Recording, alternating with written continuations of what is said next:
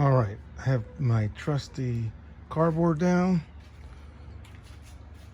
I'm going to be replacing the trim bumper or the license plate and putting one of these bad boys on it over here. So the aftermarket product, with including shipping, is $30 from carparts.com.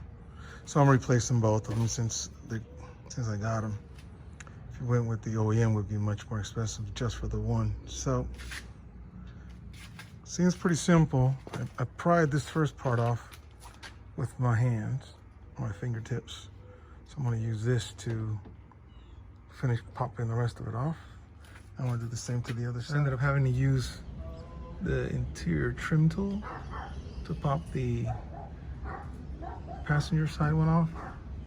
So I went on ahead and cleaned it up. There was, some old dust buildup there and dirt, grime. So I cleaned it up. I'm about to put the new one. This is the aftermarket part.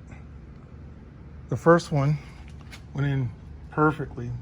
No problems, no adjustments. Just put it in place and pushed it in and it snapped right in place.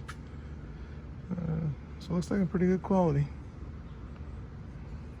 Hopefully it keeps up with this Florida sun. But yeah, it's pretty cool, pretty easy. Let me pop this one in. That's the finished product. I'll put some treatment on the plastic, preserve it from the sun a bit. Yeah, that's it. Pretty simple. I say straightforward fit, good quality fit. Thank you. Hope you enjoyed this quick video and like and subscribe. Thank you.